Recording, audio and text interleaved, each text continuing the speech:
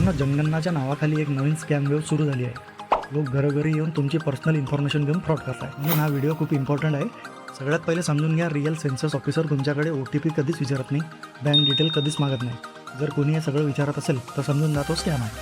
स्कॅमर काय करतात, fake ID घेऊन घरात येतात, सेन्सस व्हेरिफिकेशन म्हणून इन्फॉर्मेशन मागतात, OTP घेऊन बँक अकाउंट हॅकसुद्धा करतात, फेक लिंक्स वगैरे पाठवून तुमचा डाटा चोरतात. आता सेफ कसं राहायचं, तर ऑफिसरचा ID आधी नीट चेक करा. अननोन लिंकवर क्लिक करूच नका. OTP बँक डिटेल्स कोणाला पण देऊ नका. डाऊट असेल तर ऑफिशियल वेबसाईटवरून व्हेरीफायसुद्धा करू शकतो. सेन्ससमध्ये फक्त बेसिक क्वेश्चन असतात, जसे family number, age, education. Sensitive information जसे bank account, Aadhaar, OTP, password हे कधीच नसतं. एक इम्पॉर्टंट अपडेट आहे, जनगणना प्रोसेस ऑनलाईनसुद्धा स्वतः कंप्लीट करू शकता.